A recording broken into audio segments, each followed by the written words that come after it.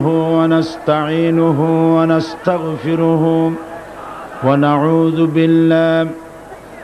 ونعوذ بالله من شرور أنفسنا ومن سيئات أعمالنا من يهد الله فلا مضل له ومن يضلل فلا هادي له ونشهد أن لا إله إلا الله وحده لا شريك له ونشهد أن سيدنا وحبيبنا ومولانا محمدا عبده ورسوله الذي أرسله بالحق بشيرا ونذيرا وداعيا إلى الله بإذنه وسراجا منيرا فقد قال الله تعالى في كلامه المجيد وفرقانه الحميد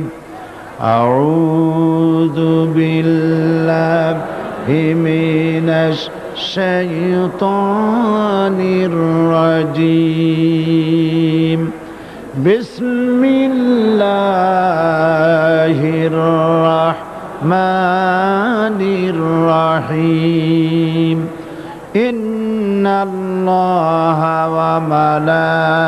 وملائكته يصلون على النبي يا أيها الذين آمنوا صلوا عليه وسلموا تسليما اللهم صل على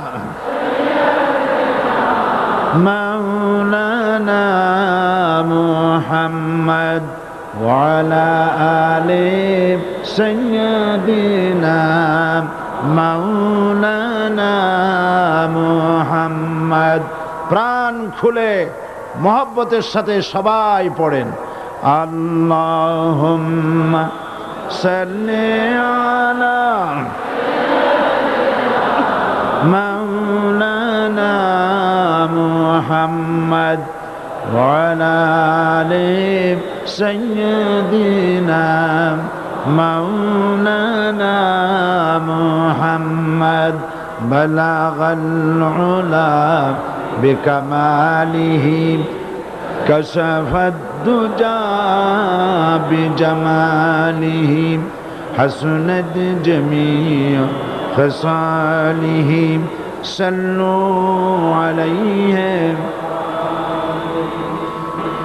محمد مصطفى تمہی حبیب پاک داور ہو شفیع آسیہ مشکل کشائے روز محشر ہو بلغ العلا بکمالہ کشف الدجى بجماله حسنت جميع خصاله صلوا عليه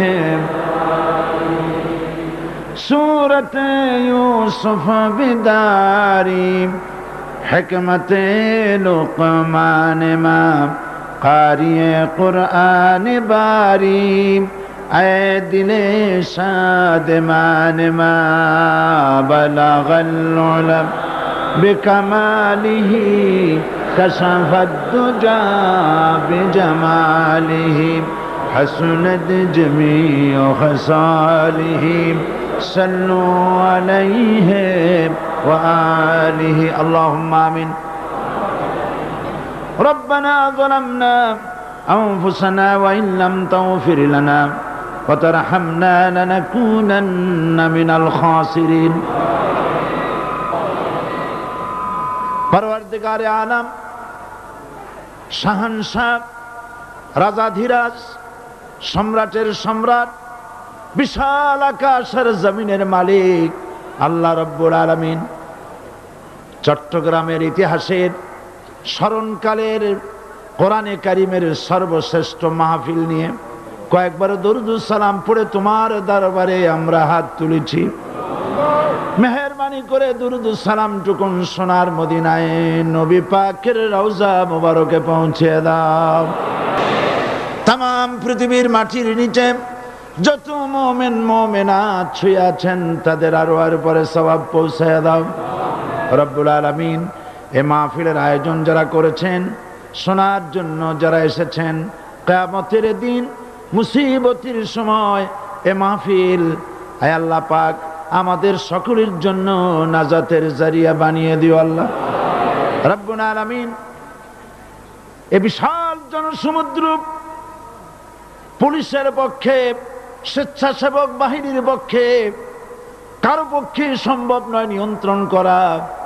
আল্লাহ পাক তুমি আপন কুদরতে মাহফিলের নিয়ন্ত্রণের দায়িত্ব নিয়ে নাও রব্বুল আলামিন। এ বিশাল মাহফিল মানুষকে আরাম করে বসে শোনার মতো তৌফিক দান করো। লাইট এবং মাইক সব পরিবেশ কোরআনের অনুকূলে এনে দাও ইয়া রব। করম তু अगर करे वो बात दे जुबान को जो दिल पर असर करे। रब्बना तकब्बल मिन्ना इन्नका अंतस समीउल अलीम व तुब अलैना इन्नका अंतत तव्वाबुर रहीम। सुब्हान रब्बिका रब्बिल इज्जति अम्मा यसिफून व सलामुन अलल मुरसलीन वल्हम्दुलिल्लाहि रब्बिल आलमीन। जनाब सभापति शेखुल हदीस अल्लामा हजरत मौलाना शमसुद्दीन साहेब मद्दजिल्लुहुल आली आजकल महफिले रौनक बख्श मेहमान शाही जामे मस्जिदर खतीब औलाद रसूल हजरत मौलाना अनवार ताहिर अल जाबिरी अल मदनी अतालल्लाहु उम्रहु व बारकाल्लाहु फी हयाती आमीन। आजकेर महफिले उपस्थित हजरात उलमाए किराम, मजलूम आलिम दीन हजरत मौलाना मुफ्ती इजहारुल इस्लाम चौधरी, आजकेर मंचे उपस्थित বিএনপির জাতীয়তাবাদী দলের সংগ্রামী নেতা জনাব মীর নাসির সাহেব, জনাব গোলাম দস্তগীর সাহেব, জাহাঙ্গীর সাহেব, বিভিন্ন রাজনৈতিক দলের নেতৃবৃন্দ, সমাবেশে আগত ভারত, বার্মা, প্রতিবেশী দেশ থেকে আগত, বাংলাদেশের বিভিন্ন জেলা থেকে আগত সম্মানিত প্রিয় ভাইয়েরা, পর্দার আড়ালের সম্মানিত মা এবং বোনেরা, সুপ্রিয় সাংবাদিক বৃন্দ, আসসালামু আলাইকুম ওয়া রাহমাতুল্লাহি ওয়া বারাকাতুহু। মহান আল্লাহ রব্বুল ইজ্জত ওয়াল জালাল তার দরবারে লাখো কোটি শুকর আদায় করি যে মহান আল্লাহ তাবারক ওয়া তাআলা কোরআন শরীফের এ বিশাল মাহফিল, গোটা বিশ্বে কোরআন শরীফ তাফসীরের সর্বশ্রেষ্ঠ মাহফিল চট্টগ্রাম ইসলামী সমাজ কল্যাণ পরিষদ কর্তৃক আয়োজিত চট্টগ্রাম আউটার স্টেডিয়ামে এ বিশাল জনসমুদ্রে আমরা শরীক হতে পেরে আল্লাহ পাকের দরবারে নত শিরে শুকরিয়া জ্ঞাপন করছি, পড়ছি আলহামদুলিল্লাহ। মহব্বতের সাথে জোরে সোরে সবাই পড়েন আলহামদুলিল্লাহ। রব্বানা লাকাল হামদ হামদান কাসীরান তয়্যিবান মুবারাকান ফীহি ইয়া রাব্বি লাকাল হামদু কামা ইয়ানবাগি লিজালালি ওয়াজহিকা ওয়া আযীমি সুলতানিকা। আমরা মহান আল্লাহ রাব্বুল ইজ্জতের দরবারে তার প্রশংসা আদায় করে নিলাম। তিনি দয়া করে সমস্ত ষড়যন্ত্রের জালকে আপন কুদরতে টুকরা টুকরা করে ছিন্ন ভিন্ন করে ইসলামের বিজয়, কোরআনের বিজয় চট্টগ্রামবাসীর গলায় বিজয়ের মালা পরিয়ে দিয়েছেন। আল্লাহ পাক কোরআন শরীফের মধ্যে ইরশাদ করেছেন, ইউরিদুনা লিইউতফিউ নূরাল্লাহি বিআফওয়াহিহিম ওয়াল্লাহু মুতিম্মু নূরিহি ওয়ালাউ কারিহাল কাফিরুন। ওরা চায় মুখের ফু দিয়ে আমার ইসলামের আলোকে নির্বাপিত করে দেবে। আমি বুঝতে পারছি মাইকে অসুবিধা হচ্ছে, ধৈর্য ধরুন, ধৈর্য ধরুন। মাইকের অপারেটর সংশ্লিষ্ট ব্যক্তিবর্গ ব্যবস্থা করবেন।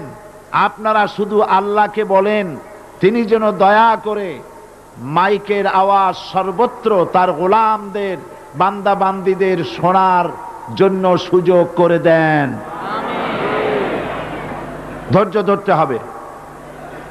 তারপরেও বলে রাখি, কোন এলাকার মানুষ যদি শুনতে নাও পারেন, আল্লাহ না করুন শুনতে নাও পারেন, লক্ষ লক্ষ মানুষ শুনতেছে, তার ডিস্টার্ব করবেন না। অসংখ্য রেকর্ড হচ্ছে, tape recorder, audio video, CD VCD হচ্ছে, ঘরে বসে শুনতে পারবেন। যদি আজকে কেউ মাহরুম হনও, আল্লাহ যেন কাউকে মাহরুম না করেন, বলেন আমিন। ডিস্টার্ব করবেন না, শুনলে ডিস্টার্ব করবেন। আল্লাহ পাক তৌফিক দান করুন ধৈর্য ধরার, বলি আমিন। মাইকের কাজে নিয়োজিত ব্যক্তিবর্গ, আপনারা ঘুরে ঘুরে কষ্ট করে খোঁজ খবর রাখেন কোথায় মাইক হাত উঁচু করে যেখানে মানুষ হাত নাড়ে, সেই সব এলাকায় কি হয়েছে চোখ রাখুন এবং ব্যবস্থা গ্রহণ করুন। তো আল্লাহ পাক বলছেন ওরা চায় মুখের ফু দিয়ে শুনতে পারবেন। থামেন, শুনতে পারবেন, অপেক্ষা করেন। আল্লাহ পাক বলছেন মুখের ফু দিয়ে ওরা আমার আলোকে নির্বাপিত করতে চায়, কিন্তু আমার আলোকে তারা নির্বাপিত করতে পারবে না। আমি আমার দ্বীনকে পূর্ণতা দান করব। জোরে বলেন আলহামদুলিল্লাহ। কবি বলছেন, সাথে জাকা রহা হ্যায় আজল সে তা ইমরোজ, সাথে জাকা রহা হ্যায় अज़ल से ता इमरोज, चरागे मुस्तफा भी से शरारे बुलाबिस। সেই আবহমান কাল থেকে শুরু করে মুহাম্মদ সাল্লাল্লাহু আলাইহি সাল্লামের চেরাগকে, ইসলামের আলোকে নিভিয়ে দেওয়ার জন্য আবু জাহেলের গোষ্ঠীরা চিরকাল চেষ্টা করেছে। আল্লাহ পাক তাদের এই বাতিলের সৃষ্ট টর্নেডো, গর্কি, জলোচ্ছ্বাস, ঘূর্ণিঝড়কে সবকিছু উপেক্ষা করে মুহাম্মদ সাল্লাল্লাহু আলাইহি সাল্লামের ইসলামের, আল্লাহর ইসলামের চেরাগকে, বাতিকে জ্বালিয়ে রেখেছেন। জ্বলছে, জ্বলবে, কিয়ামত পর্যন্ত কেউ নিভাতে পারবে না।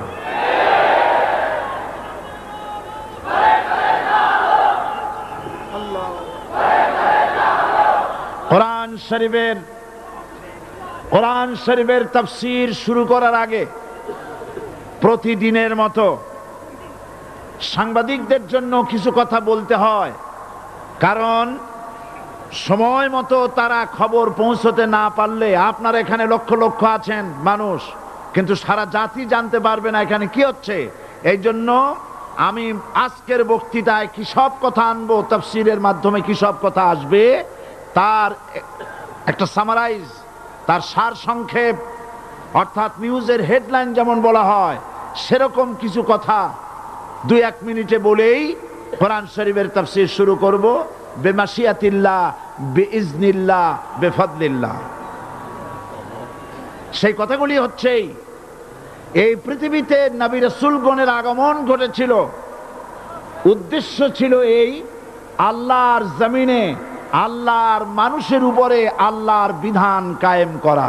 এটাই ছিল নবীদের আগমনের উদ্দেশ্য। আর শয়তানের আগমনের উদ্দেশ্য ছিল আল্লাহর বিধানের পরিবর্তে ধর্ম নিরপেক্ষ মতবাদ কায়েম করা। এজন্যে পৃথিবীর কোন নবী কোন রাসূল ধর্ম নিরপেক্ষ ছিলেন না, সবাই ছিলেন ধর্মের পক্ষে। রাসূলুল্লাহর অসংখ্য সাহাবীদের মধ্যে একজন সাহাবীও ধর্মের ব্যাপারে নিরপেক্ষ ছিলেন না। গোটা বিশ্বের সমস্ত মুহাদ্দিস, মুফাসসির এবং বড় বড় ওলামা, পীর বুজুর্গ, এমন একজন লোক পাওয়া যাবে না যিনি ধর্মনিরপেক্ষ মতবাদের অনুসারী ছিলেন। তাই ধর্মনিরপেক্ষ মতবাদের অনুসারী হওয়ার অর্থই হচ্ছে পবিত্র কোরআন হাদিসের সরাসরি অমান্য করা এবং আল্লাহ ও তার রাসূলের সাথে বিদ্রোহ ঘোষণা করার শামিল। ধর্মনিরপেক্ষ মতবাদ শয়তানের আবিষ্কৃত মতবাদ বলেই দুনিয়ার অধিকাংশ ইহুদি, খ্রিস্টান, মুশরিকরা এই মতবাদের অনুসারী। ইসলাম সম্পর্কে অনভিজ্ঞ পৃথিবীর কিছু কিছু মুসলিম দেশের কিছু কিছু নামধারী মুসলমান ধর্মনিরপেক্ষ মতবাদের ষড়যন্ত্রে পা দিয়েছে। আল্লাহ তাদেরকে রক্ষা করুন। আমরা বলি আমিন, সবাই বলি আমিন। বিশ্বের সমস্ত বিধানগুলোতে সেকুলারিজম, ধর্মনিরপেক্ষ মতবাদের অর্থ করা হয়েছে ধর্মহীনতা এবং ধর্ম বিরোধিতা। এর বাস্তব দৃষ্টান্ত আমরা দেখতে পাই বর্তমান যে সরকার আছে, তাই সেই সরকারের আমলের ভিতরে আমরা এই জিনিসটা দেখতে পাই। সত্য কিনা বলেন? সত্য কিনা বলুন? এই দলটির নাম ছিল আওয়ামী মুসলিম লীগ। এই দলটির নাম ছিল কি? আওয়ামী মুসলিম লীগ। তখন তারা নারায়ে তাকবীর, আল্লাহু আকবার ধ্বনি দিত, স্লোগান দিত। কিন্তু ধর্মনিরপেক্ষ মতবাদ দলীয় আদর্শ হিসাবে গ্রহণ করার কারণে নারায়ে তাকবীর, আল্লাহু আকবার এই স্লোগান তারা বর্জন করেছে। 1972 সনে যখন তারা ক্ষমতায় এলেন, তখন সংবিধানের শিরোনামে মুসলিম প্রথা সিদ্ধ বিসমিল্লাহির রহমানির রহিম তারা পরিত্যাগ করেছিল। সমস্ত বিশ্ববিদ্যালয়ের মনোগ্রাম থেকে ইকরা বিসমি রব্বিকাল্লাযী খালাক, রব্বি জিদনি ইলমা, এটাকে তারা বাদ দিয়েছিল। সলিমুল্লাহ মুসলিম হল, এই নাম থেকে মুসলিম শব্দ বাদ দিয়েছিল। নজরুল ইসলাম কলেজের নাম থেকে ইসলাম শব্দ বাদ দিয়ে শুধু নজরুল কলেজ করেছিল। এগুলি অসত্য না সত্য? বর্তমান এই সরকার ধর্মনিরপেক্ষ হওয়ার কারণে ইসলাম এবং মুসলিম বিদ্বেষী, তার অসংখ্য প্রমাণ এই জাতির কাছে রয়েছে। দেশের শ্রেষ্ঠ সন্তান হচ্ছে আলেম ওলামা, পীর বুজুর্গ। বলেন সুবহানাল্লাহ। দেশের শ্রেষ্ঠ সন্তান পীর মাশায়েখ আলেম ওলামাদের বিরুদ্ধে কোন জায়গায় কোনো দুর্ঘটনা ঘটলেই তাদেরকেই দায়ী করা হয়। হরকুতুল জিহাদ, লাদেন বাহিনী, তালেবান নাম করে আলেমদেরকে গ্রেফতার করে এই সরকার পুলিশ দিয়ে নির্যাতন করেছে সরকার। একথা সর্বজনবিদিত যে সন্ত্রাস এবং হত্যা ধর্ষণের 90% অনুষ্ঠিত হয় কলেজ বিশ্ববিদ্যালয় পড়ুয়াদের মধ্য থেকে। আর চরিত্র সৃষ্টির শ্রেষ্ঠ কারখানা মাদ্রাসাগুলি এই সরকার একটা একটা করে বন্ধ করার পরিকল্পনা গ্রহণ করেছে।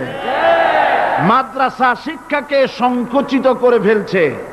শুধু তাই নয়, দেশে অসংখ্য ভালো মন্দ পত্রিকা আছে, আরো রয়েছে ফুটপাতের অসংখ্য অশ্লীল ম্যাগাজিন, পর্ণ পত্রিকা। দেশের অধিকাংশ জাতীয় দৈনিকগুলো হিন্দুস্তানের টাকায় পরিচালিত এবং এগুলি হচ্ছে ইসলামের চরম বিদ্বেষী। সরকার সেগুলিরই পৃষ্ঠপোষকতা করছে, আর্থিক সাহায্য দিচ্ছে, বিজ্ঞাপন দিচ্ছে।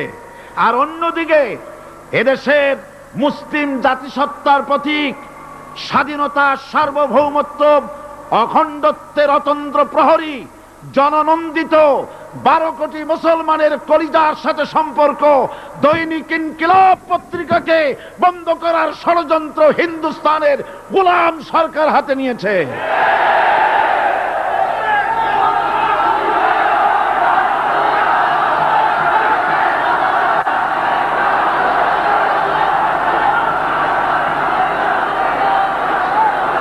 সরকার বস্তুনিষ্ঠ সাংবাদিকতায় ভয় পায়, ইসলামের পক্ষে কথা লিখলে ভয় পায়।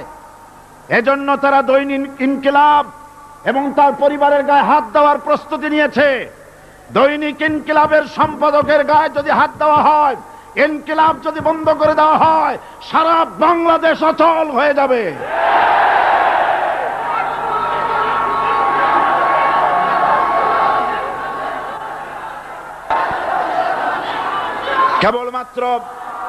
কেবলমাত্র ইসলামী রাষ্ট্র ব্যবস্থাই পারে হত্যা, ধর্ষণ, চুরি, ডাকাতি, জেনা, ব্যভিচার থেকে রক্ষা করে একটি সন্ত্রাসমুক্ত সমৃদ্ধ একটি বাংলাদেশ উপহার দিতে পারে কেবলমাত্র ইসলামী রাষ্ট্র ব্যবস্থা। সুতরাং অবস্থা দৃষ্টে মনে হয় এরা যদি আরেক আল্লাহ না করুন, বলেন আল্লাহ না করেন, আল্লাহ না করেন, আল্লাহ না করেন, এরা যদি আরেকটা বার ক্ষমতায় যেতে পারে, ৭২-এর সংবিধানকে পুনরুজ্জীবিত করে ধর্মনিরপেক্ষ মতবাদ কায়েম করবে, সেজন্যে আজ গোটা তাওহীদবাদী মুসলমানদেরকে জানতে হবে ধর্মনিরপেক্ষ মতবাদ একটি কুফরি মতবাদ। ওলামারা আমাকে সাক্ষী দেন, ধর্মনিরপেক্ষ মতবাদ কুফরি মতবাদ কিনা। এই কুফরি মতবাদকে বাংলাদেশের মাটিতে যাতে কার্যকরী করতে না পারে তার জন্য গোটা তাওহীদি জনতা রুখে দাঁড়ান। আল্লাহ পাক সে তৌফিক গোটা জাতিকে দান করুন বলি আমিন।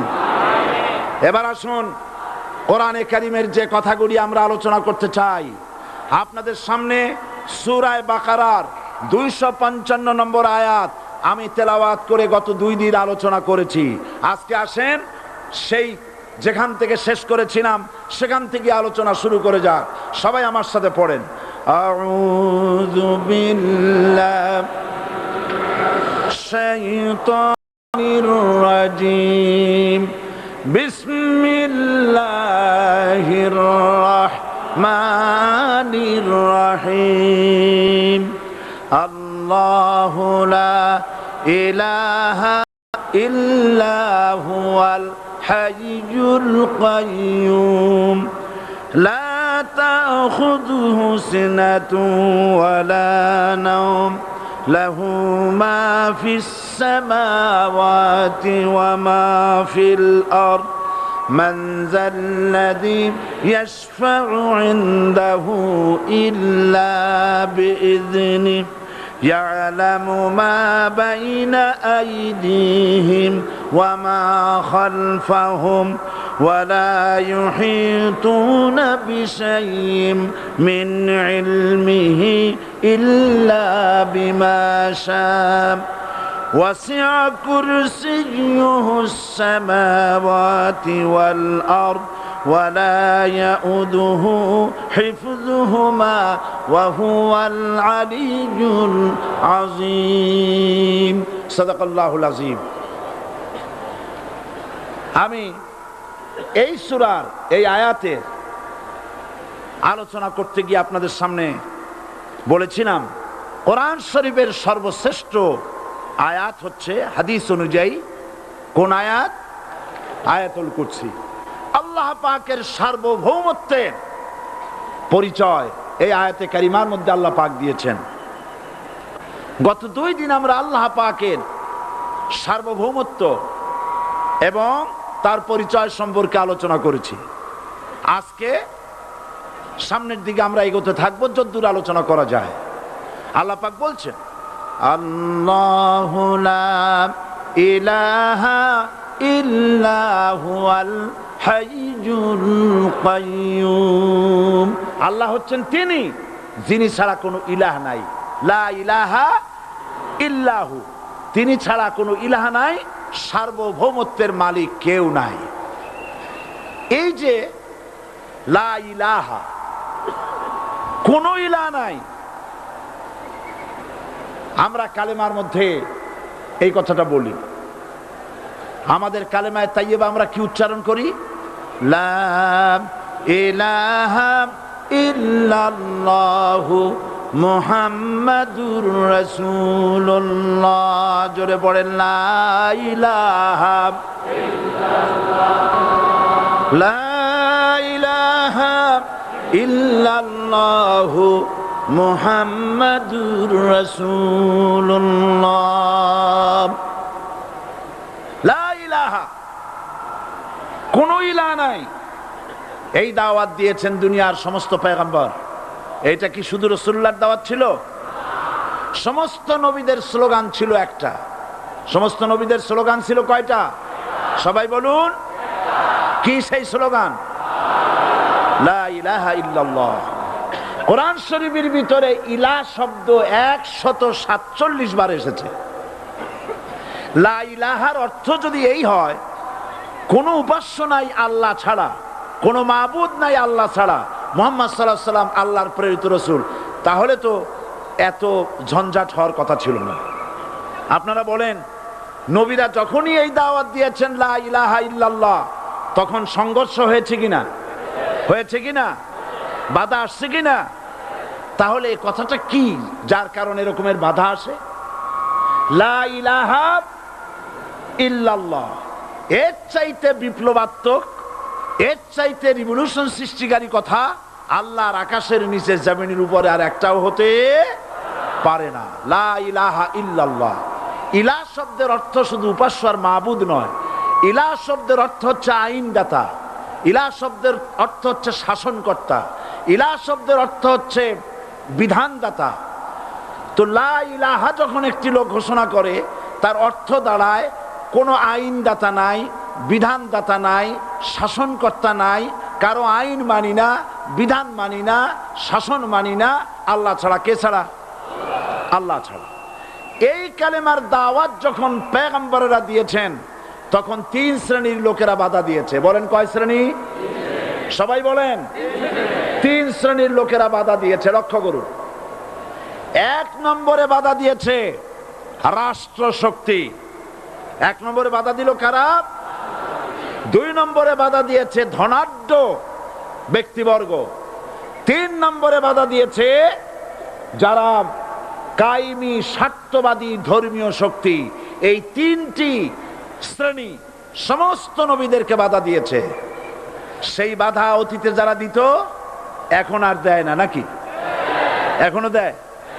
দেখুন, এই কালেমার দাওয়াত হযরতে মূসা আলাইহিস সালামকে যেদিন আল্লাহ পাক প্রথম ওহী দিলেন, এই দাওয়াত শুধু রাসূল দেন নাই, আল্লাহ পাক বলছেন প্রত্যেক নবী তার জাতিকে এই দাওয়াত দিয়েছেন। কি? আল্লাহ রাব্বুল আলামিন বলেন, সকল নবী তার কওমকেই বলে দাওয়াত দিয়েছেন, ইয়া কওমি ইবুদুল্লাহা মা লাকুম মিন ইলাহিন গায়রু। হে সম্প্রদায়, আল্লাহ ছাড়া কোনো ইলাহ নাই, তার ইবাদত করো, তারই দাসত্ব করো, তার গোলামি করো। আল্লাহ পাক মূসা আলাইহিস সালামকে যখন নবুয়াত দিলেন, প্রথম যে ওহী এলো, প্রথম ওহীটাই ছিল ইন্নানি আনাল্লাহ লা ইলাহা ইল্লা আনা ফা'বুদনি ওয়া আকিমিস সালাতা লিযিকরি। নিশ্চয়ই আমি আল্লাহ, আমি ছাড়া কোনো ইলাহ নাই, আইনদাতা নাই, বিধানদাতা নাই, সুতরাং আমার দাসত্ব করো এবং আমার শরণার্থে নামাজকে প্রতিষ্ঠা করো। মূসা আলাইহিস সালামকে আল্লাহ পাক ওহী দিয়ে তাকে পাঠালেন। কোথায় পাঠালেন? আল্লাহ পাক বলেন, ইযহাব ইলা ফিরআউনা ইন্নাহু তাগা। গোটা কওম নাফরমান, আল্লাহর আইন কেউ মানছে না। গোটা কওমের কাছে না পাঠাইয়া আল্লাহ পাক সর্বপ্রথম মূসা আলাইহিস সালামকে দাওয়াত নিয়ে কার কাছে পাঠালেন? ফেরাউনের কাছে, কারণ ফেরাউন হচ্ছে রাষ্ট্রশাসক। ফেরাউন কি রাষ্ট্রশাসক। টিলা নিচের পানি পাহাড়ের উপরে যায় না, উপরের পানি না নিচের থেকে উপরে যায়, উপরে পানি নিচে আসে। সুতরাং দেশ যারা চালায় এই লোকগুলি যদি ভালো হয় গোটা দেশ ভালো হয়, আর সমস্ত মানুষটা যদি রাষ্ট্র যিনি পরিচালনা করেন এই লোকগুলি যদি খারাপ হয় গোটা দেশ খারাপ হতে বাধ্য। এই জন্য আল্লাহ পাক বলছেন সর্বপ্রথম তুমি ফেরাউনের কাছে যাও এবং এই কালেমার দাওয়াত দাও। হযরতে মূসা আলাইহিস সালাম ফেরাউনের কাছে গেলেন আর দাওয়াত দিলেন, ফেরাউন পড়ে নাও লা ইলাহা ইল্লাল্লাহ। একটি কথা আপনাদের মনে রাখতে হবে, দুনিয়ার কোন ফেরাউন, কোন নমরুদ, কোন সাদ্দাত, কোন হামান কেউ বলে নাই যে আমি আল্লাহ, আমি রাজ্জাক, আমি খালেক, আমি পৃথিবীর সৃষ্টি করেছি। কথা কেউ বলেছে? কেউ বলে নাই। কি বলেছে তারা? ফেরাউন বলেছে মা আলিমতু লাকুম মিন ইলাহিন গায়রি, আমি তো জানি না আমি ছাড়া আরো কোনো ইলাহ আছে, এ কথা আমার জানা নাই, সুতরাং আমি হচ্ছি ইলাহ আর তুমি বলছো লা ইলাহা। তার মানে হচ্ছে ওই সময় পয়গম্বরেরা, আল্লাহর নবীর সাহাবীরা তারা জানতেন যে আমরা কিসের দাওয়াত দেই, আর যারা শুনতো তারাও বুঝতো কিসের দাওয়াত শুনতেছি। আজ আমার দেশে একই কালেমার দাওয়াত দেওয়া হয় কিন্তু মানুষেরা বুঝতে পারে না কি শুনতেছি। ভাষা জানার ব্যাপারে, বোঝার ব্যাপারে হলো আসল বিষয়। এটা বুঝাতে গিয়ে আমি মাঝে মধ্যে একটা দৃষ্টান্ত দেই এভাবে। একজনের একটা রেশনের দোকান ছিল, সেই দোকানে তার একটা ময়না পাখি ছিল, আর ময়না পাখিকে কথা শেখানো যায় সেটা তো আপনারা জানেন। জি, ময়নাকে শিখায়েছে যে লাইন করুন, এক এক করে আসুন। ময়না এই কথা শিখেছে। সকালবেলায় যখন রেশনের দোকানে ভিড় পড়ে গেছে তখন ওই পাখি খাঁচার মধ্যে বসে বলছে লাইন করুন, এক এক করে আসুন। একদিন খাঁচার দরজা খোলা পেয়ে পাখি উড়ে গিয়ে গাছের ডালে বসেছে। আশেপাশে যত পাখি ছিল তারা চিন্তা করলো এই রকমের পাখি তো কখনো দেখি নেই। ময়না তো দেখতে কাকের মতো না, শালিকের মতো না, দেখতে একটা ভিন্ন রকম। ওরা এসে চতুর্দিক থেকে এই নবান্ত এই যে নতুন এসেছে ওরে ঠোকরানো শুরু করেছে চতুর্দিক থেকে। ঠোকরানি খেয়ে ময়না বলতেছে লাইন করুন, এক এক করে আসুন। এখন ময়না তো বোঝে না যে কি বলতেছি, আর যে পাখিরা ঠোকরাচ্ছে তারাও তো বোঝে না যে কি শুনতেছি। ময়না যদি বুঝতো যে আমি কি বলি, সবাই মিলে ঠোকরায়, তাই জান বাঁচে না। লাইন করে ঠোকরাইনি তো কলজে যাবে, সব ঠোঁটে ঠোঁটে চলে আসে, বোঝে নাই। আমাদের অবস্থা তাই হয়েছে। এই যে আপনারা এখানে দাঁড়াইছেন কেন? যারা যেখানে দাঁড়ায় বসা মানুষেরা অনুরোধ করে বসায় দেন। এত বড় বিশাল মাহফিলে আপনি দাঁড়ায়া কোন মানুষকে কষ্ট দিবেন না, জায়েজ নাই। মুসলমানদেরকে কষ্ট দেওয়া কবিরা গুনাহ। বুঝতে পেরেছেন? যে যেখানে দাঁড়িয়েছে আপনারা বসা মানুষেরা তাদেরকে বসায় দেন। এত বড় বিশাল মাহফিলে আপনি দাঁড়ায়া কোন মানুষকে কষ্ট দিবেন না, জায়েজ নাই। মুসলমানদেরকে কষ্ট দেওয়া কবিরা গুনাহ। বুঝতে পেরেছেন? যে যেখানে দাঁড়িয়েছে আপনারা বসা মানুষেরা তাদেরকে বসায় দেন। সুতরাং এই কালেমার দাওয়াত যখন হযরতে মূসা আলাইহিস সালাম দিলেন, ফেরাউন বলল আমি তো জানি না যে আমি ছাড়া আরো কোন ইলাহ আছে, আইনদাতা তো আমি, তুমি নতুন কোথা থেকে আইনদাতা নিয়ে আসছো? ফেরাউন বলছে দেখো, আমারে বাদ দিয়া যদি অন্য কাউকে ইলাহ বলে তুমি মানো আর সেই শিক্ষা যদি যে জাতিকে দাও, তাহলে আমি তোমাকে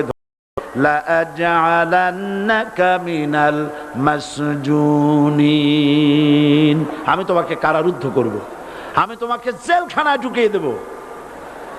রাষ্ট্রশক্তি প্রথম বাধা দিল কারা? বলেন সবাই। সেই বাধা কি ওখানে শেষ হয়েছে না এখনো আছে?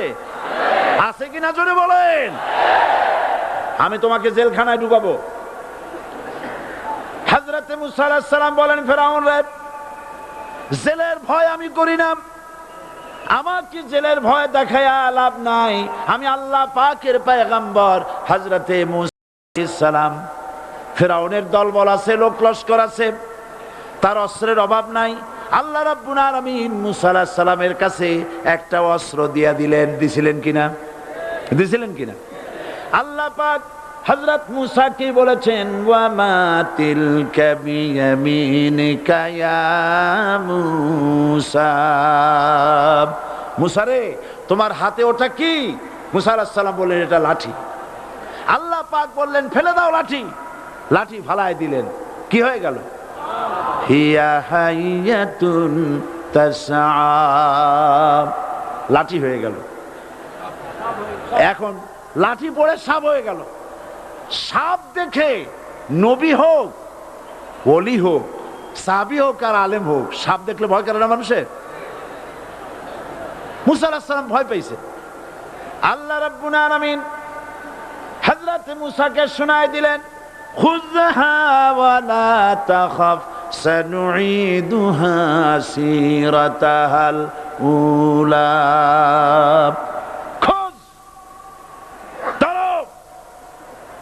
লা তাখাফ, ভয় পেও না। আল্লাহ বলছেন ধরো, ভয় পেও না। ধরার সঙ্গে সঙ্গে স্বাভাবিক অবস্থায় ফিরে আসবে, আবার লাঠি হয়ে যাবে। এখন আল্লাহ বলছেন ধরো। মুসা আলাইহিস সালাম কি ভয় পাওয়া উচিত হবে? উচিত হবে? মুসা আলাইহিস সালাম কি ভয় পাইছিলেন? কারণ হচ্ছে এই দুশমনের শক্তিটা খুব বড়ই দেখা যায়, মনে হয় যেন অনেক বড়, কি জানি কি। আল্লাহ পাক বলছেন, ইন্না কাইদাশ শায়তানে কানা দাঈফা। শয়তানের চক্রান্ত যতই তুমি মনে করো অনেক ষড়যন্ত্রের জাল বিস্তার হয়ে আছে, আল্লাহ কয় কিছুই না, দাঈফা, অত্যন্ত দুর্বল। আল্লাহ পাক বললেন ধরো। মুসা আলাইহিস সালাম সাপ ধরলেন, সঙ্গে সঙ্গে লাঠি হয়ে গেল। ফেরাউন বরদাস্ত করলো না, রাষ্ট্রশক্তির পক্ষ থেকে আক্রমণ শুরু হলো। অপরাধ কি? মুসা আলাইহিস সালামের অপরাধ কি? কি অপরাধ? মাশাআল্লাহ, বুঝতে পেরেছেন। অপরাধ হচ্ছে তিনি বলেছেন লা ইলাহা, জোরে বলেন লা ইলাহা ইল্লাল্লাহ। এই কালেমাকে আজ আমরা ভিক্ষার বুলি বানাইছি। এটা হলো সার্বভৌমত্বের বুলি, এটা হচ্ছে আল্লাহ পাকের সার্বভৌমত্বের কথা। আজ আমরা মানুষের কাছে আমরা শুনি, মানুষেরা ভিক্ষা চায়, লা ইলাহা ইল্লাল্লাহ, এক মুঠ চাউল দেন, লা ইলাহা ইল্লাল্লাহ 10 খান পাই দেন। এই হচ্ছে কালেমার জিকির। আবার কেউ কেউ জিকির করতেছে লা ইলাহা আস্তে, ইল্লাল্লাহ জোরে, এমন জোরে কলব সাফ করে, কলব তাতে থাকলেও পারে, গেলেও পারে। এই কালেমার জার, এর আঘাত পয়গম্বররা মেরেছেন। হযরতে মুসা আলাইহিস সালাম যখন বলেছেন লা ইলাহা ইল্লাল্লাহ, এই ধাক্কা ফেরাউন বরদাস্ত করতে পারে নাই। দরিয়ায় নীলের ভিতরে আল্লাহ পাক ডুবাইয়ে শেষ করে দিয়েছেন, দেন নাই? হযরতে মুসা আলাইহিস সালাম, তার উম্মতেরা দরিয়ার পাশে বসে দ্বীনি কথাবার্তা বলতেছেন। এমন সময় ফেরাউন, তার শত্রু হচ্ছে মুসা আলাইহিস সালাম। শত্রু কেন? মুসা কি ফেরাউনের পাকা ধানে মই দিয়েছে নাকি? বলেন আপনারা। তার হালের গরু পিটায় মারছে নাকি? অপরাধ হলো তিনি আল্লাহর জমিনে আল্লাহর আইন প্রতিষ্ঠার কথা বলেছেন। এই শুধুমাত্র এই অপরাধে ফেরাউন তার দলবল নিয়ে 3 দিক থেকে আক্রমণ করেছে। মুসা আলাইহিস সালামের উম্মতেরা ভয় পেয়ে গেছেন। তারা বলছেন ইন্না লামুদরাকুন, আমরা পাকড়াও হয়ে গেছি। 3 দিকে সাড়াশি আক্রমণ, 3 দিকে শত্রু, একদিকে দরিয়া, পালাবার রাস্তা আছে? হযরত মুসা আলাইহিস সালাম ভয় পেয়ে গেলেন, সারেন্ডার করলেন না। হযরত মুসা আলাইহিস সালাম বললেন কাল্লা, কখনো নয়, ভয় পাওয়ার কোনো কারণ নাই। রব্বি সায়াহদিন, অবশ্যই আমার রব আমার জন্য রাস্তা করে দিবেন। ভয় পাইও না, আমার রব রাস্তা করে দিবেন। আল্লাহ রাব্বুল আলামিন হযরত মুসা আলাইহিস সালামকে অর্ডার করলেন, হাতের লাঠি দিয়া দরিয়ার উপরে আঘাত করো। হযরতে মূসা আলাইহিস সালাম দরিয়ার উপর আঘাত করলেন। রাস্তা ছিল দরকার একটার, এক বাড়িতে আল্লাহর হুকুমে লাঠি দিয়ে একটি আঘাত করার সঙ্গে সঙ্গে হযরত মূসার তার সঙ্গী সাথী দরিয়া পার হওয়ার জন্য দরিয়ার মধ্য দিয়ে আল্লাহ 12টা রাস্তা পয়দা করে দিলেন। সে আল্লাহ আছে না নাই? এত আসতে বলেন কেন? ভয় পাওয়ার কারণ আছে? রাষ্ট্র শক্তি বাধা দিয়েছে সমস্ত নবীদেরকে। কেন? নবীদের চরিত্র খারাপ? জোরে বলেন, নবীদের চরিত্র খারাপ? নবীদের চাইতে মাসুম বেগুনাহ উন্নত চরিত্রের মানুষ আল্লাহর আকাশের নিচে জমিনের উপরে আর হয় নাই। তোমরা যে সব নেতাদের পিছনে দৌড়াও, অমুকের সৈনিক, নেতা নেতা করে মরো, এইসব নেতা যাদের পিছনে দৌড়াও, এই নেতাগুলি, আমি জিজ্ঞেস করি আপনাদেরকে, এই নেতাগুলি জীবনে একবারও জেনা করে নাই? এ ব্যাপারে অনুসারীরা আপনারা কি নিশ্চিত? মিথ্যা কথা জীবনেও কয় নাই, প্রতারণা করে নাই, ঠাট্টা করে নাই, বিদ্রুপ করে নাই, মদ খায় নাই, মানুষ হত্যা করে নাই। কিসের নেতা? নেতা হচ্ছেন সেই ব্যক্তি যিনি বলেছেন, ও আমার স্ত্রীরা, ও আমার সাহাবীরা, রাতের আধারে আমার মধ্যে যা আচরণ দেখতে পাও, দিনের আলোতে আমার মধ্যে যা দেখতে পাও, সবগুলি খুলে খুলে মানুষের কাছে বলে দাও। তার নাম বিশ্বনবী মুহাম্মদ রাসূলুল্লাহ সাল্লাল্লাহু আলাইহি ওয়াসাল্লাম।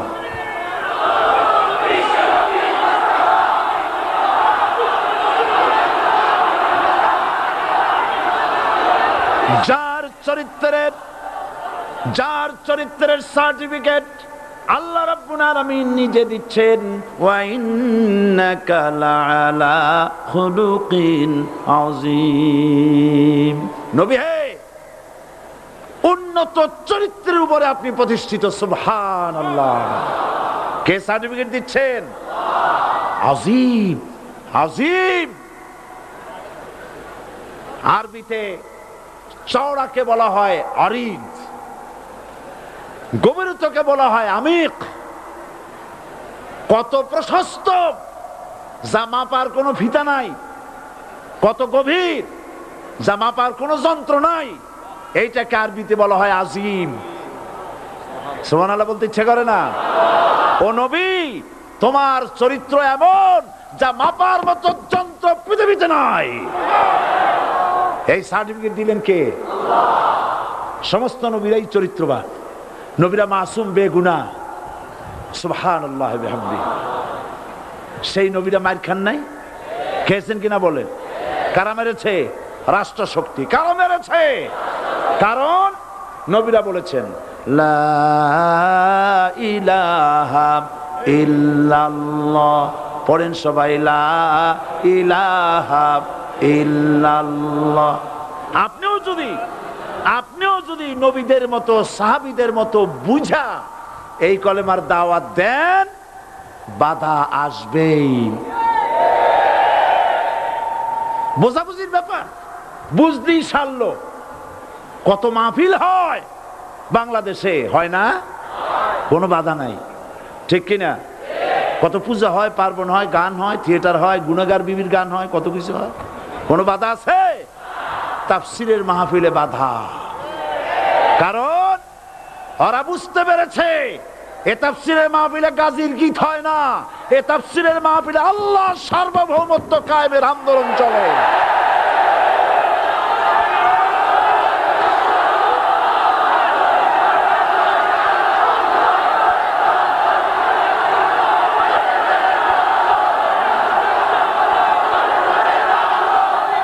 এবার দেখুন, এবার কলেমা বোঝেন, কালেমা বুঝুন। বঙ্গভবনের সামনে দাঁড়াইয়া, গণভবনের সামনে দাঁড়িয়ে আপনি যদি কালেমার জিকির করতে থাকেন, লা ইলাহা ইল্লাল্লাহ, লা ইলাহা ইল্লাল্লাহ, লা ইলাহা ইল্লাল্লাহ, লা ইলাহা ইল্লাল্লাহ, 2-1 ঘন্টা, 2-4 ঘন্টা দেখবেন অফিসাররা এসে বলবে না জানি কোন খাজা বাবা আসছে, আসেন আসেন, নিয়ে খাইতে দেবে, হাদিয়া দেবে। যেহেতু যিনি পড়তেছেন উনি বোঝেন না কি বলতেছেন, আর যারা দাওয়াত দিয়ে নিয়ে গেল ওরা টের পায় নাই যে কি কি শুনে দাওয়াত দিতেছে। কিন্তু আপনি যদি বঙ্গভবন, গণভবন, সেক্রেটারিয়েট আর পার্লামেন্ট এর ভিতরে ঢুকে যদি বলেন কোন মানুষের তৈরি করা আইন মানি না, কোন সরকারের সার্বভৌমত্ব স্বীকার করি না, কারো বিধান মানি না, কারো তৈরি করা আইনের সামনে মাথা নত করি না, আল্লাহ ছাড়া কারো বিধান মানি না, হাদিয়া আসবে, খাইতে দেবে, পকেটে টাকা দেবে, খাওয়াবে এক জায়গায় নিয়ে, কোন জায়গায়? লাল দালানে। বোঝাবুঝির কথা। পয়গম্বরেরা দাওয়াত দিয়েছেন আয়াতুল কুরসি ফরজ নামাজ পড়িয়া, দেখছি অনেকেই জামার বুতাম টুতাম খুলিয়া তারপরে জোরে একটা ফু দেয়। অসুবিধা নাই, ফু আপনি দেন, কিন্তু কি পড়ে ফু দিচ্ছেন আপনি কি বুঝছেন কিছু? সুবহানাল্লাহ। বুঝলি কি এই চেহারা হয়? এতগুলো মানুষ লাগে নাকি বিপ্লব করতে, কালেমার রস কায়েম করতে? 313 জন মুসলমান যথেষ্ট পৃথিবীতে।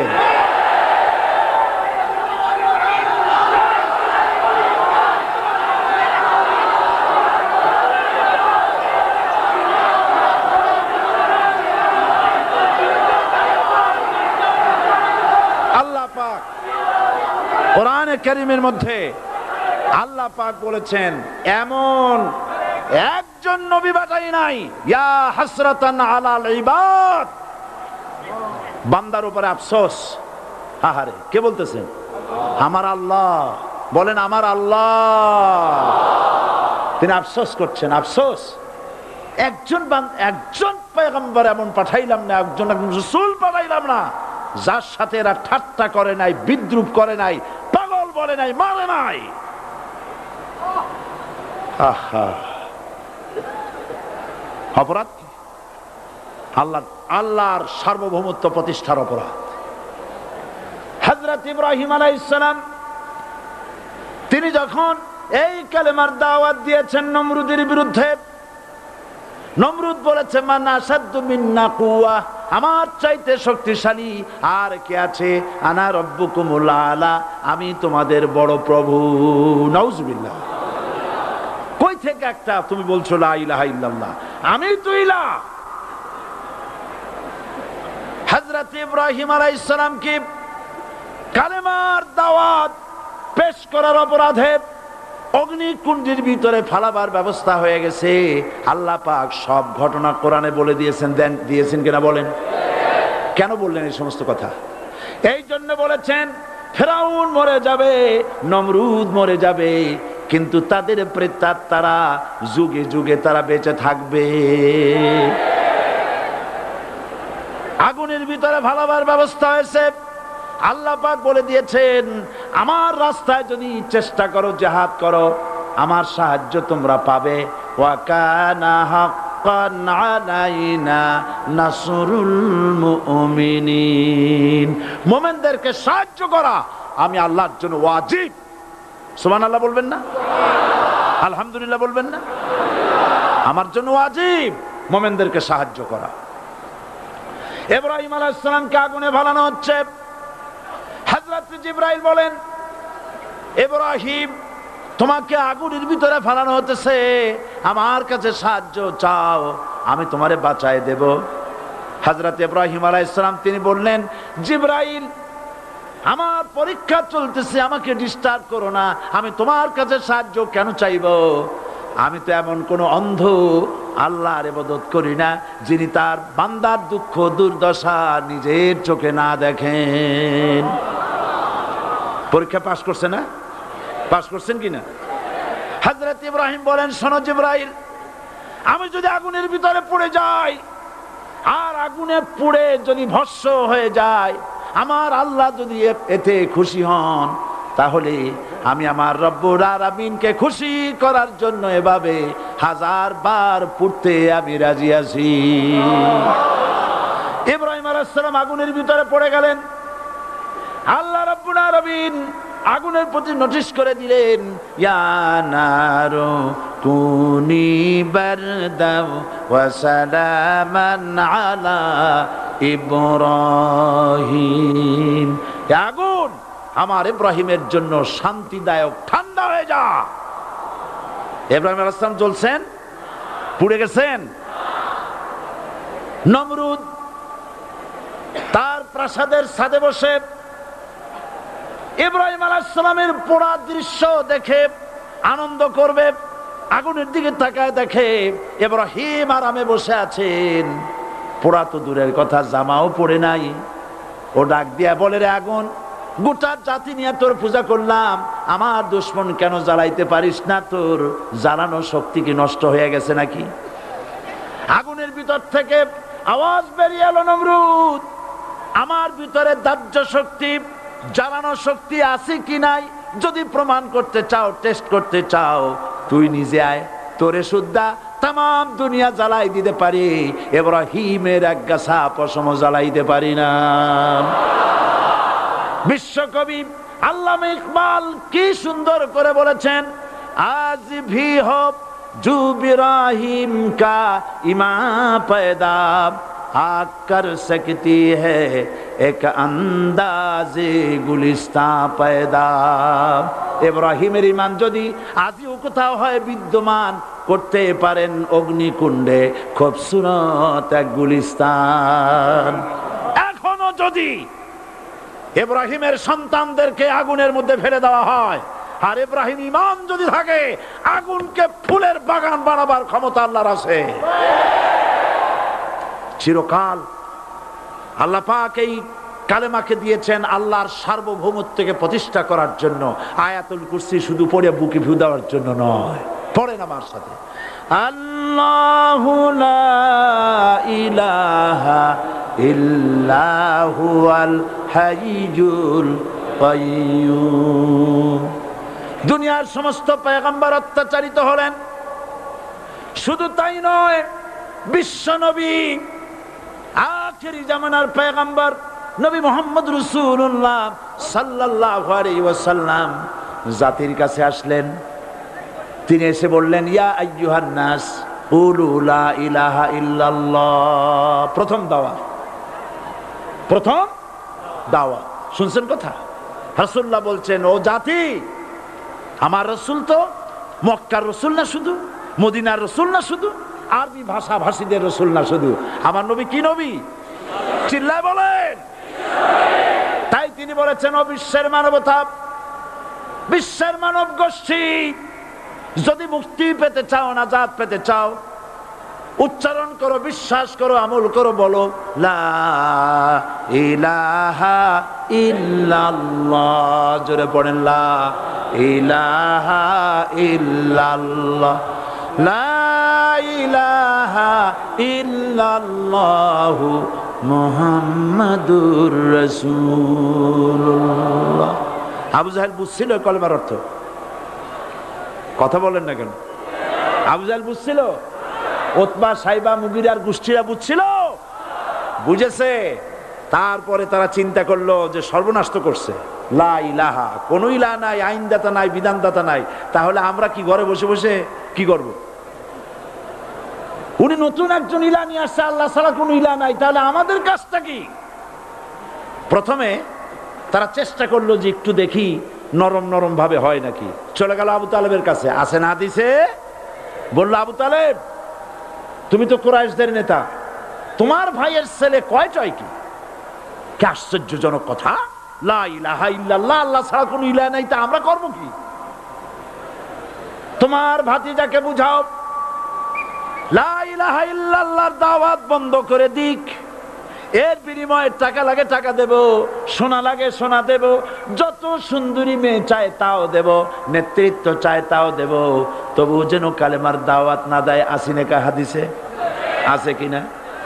নবীজি যখন বাড়ি ফিরলেন, চাচা আবু তালেব নিজের কলিজার টুকরা সন্তান হযরত জাফর আলীর চাইতে তিনি ভালোবাসতেন কলিজার মতো করে মুহাম্মদ সাল্লাল্লাহু আলাইহি ওয়াসাল্লামকে। বলছে, বাবা, এমন কথা কেন বলো যাতে লোকেরা খেপে যায়?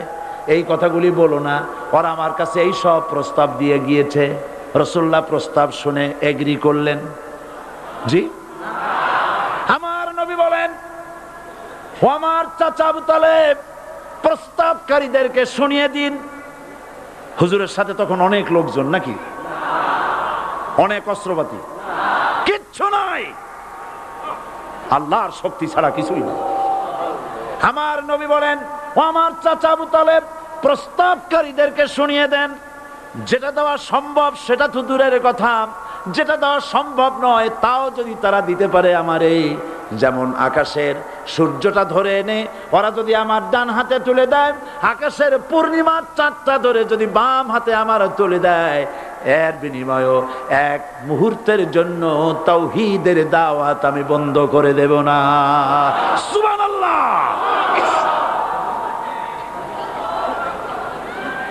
রাসূল করিম সাল্লাল্লাহু আলাইহি ওয়াসাল্লাম তাদের এই প্রস্তাবকে যখন গ্রহণ করলো না, কাফেরেরা বুঝলো। আমি আগেই বলেছি 3 শ্রেণীর লোক বাধা দিয়েছে। কয় শ্রেণী? প্রথম শ্রেণী কি? রাষ্ট্র শক্তি, তাদের হাতে অস্ত্রপাতি তো খুব শক্তি। আর যারা একবার ক্ষমতায় যায়, ওরা মনে করে এই ক্ষমতা থেকে আমাদেরকে কেউ নামাইতে পারবে না। বিংশ শতকের শ্রেষ্ঠ মুজাদ্দিদ আল্লামা সৈয়দ আবুদুল্লাহ মওদুদী রাহমাতুল্লাহ আলাইহি তিনি এক জায়গায় লিখেছেন, স্বৈরাচারীরা তার পতনের সমস্ত ছিদ্র বন্ধ করে, কিন্তু একটা ছিদ্র বন্ধ করতে পারে না। মনের ভুলে সে ছিদ্রটা থেকেই যায়, যেই ছিদ্র দিয়ে আসলে তার পতনটা হবে।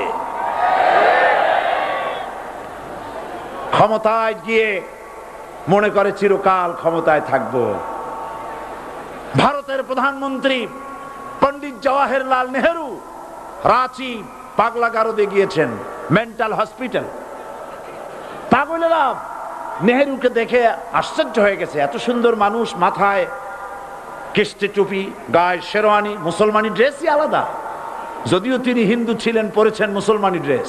শেরওয়ানি কাদের পোশাক? কাদের পোশাক? হাতে ছড়ি নিয়ে হাঁটা, স্টাইল করে, সুন্দর পাজামা, সুন্দর টুপি, সুন্দর সাজসজ্জা করে, মুসলমানদের ড্রেস।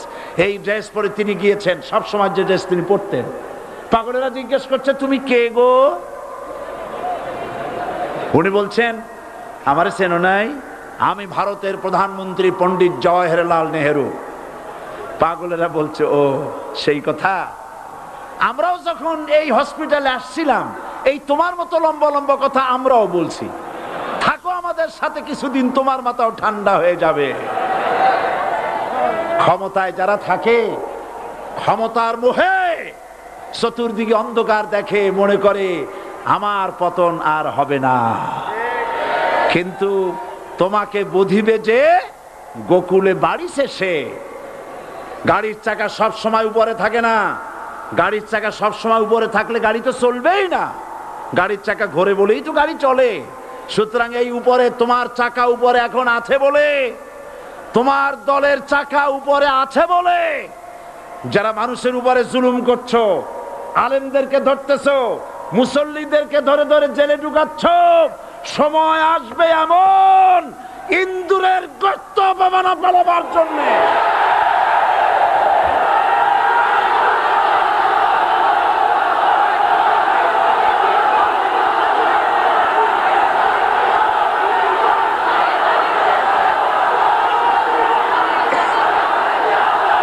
আবু জাহেলের গোষ্ঠী, আবু জাহেলের গোষ্ঠী মনে করেছে সোজা আঙ্গুলে ঘি যখন উঠলো না, আঙ্গুল বাঁকা করতে হবে। শুরু হয়ে গেল অত্যাচার। শুরু হয়েছে না? হযরত সুমাইয়া রাদিয়াল্লাহু তাআলা আনহা কি নির্মম ভাবে, নিষ্ঠুর ভাবে তাকে শহীদ করা হলো। খাব্বাব, খুবাইব, হযরত খাব্বাব রাদিয়াল্লাহু তাআলা আনহুকে দেখে হযরত ওমর একদিন বলছিলেন, খাব্বাব তোমার পিঠে এত গর্ত কেন? এত গর্তওয়ালা পিঠ আর এত চিকুন কোমর আমি তো জীবনেও দেখিনি।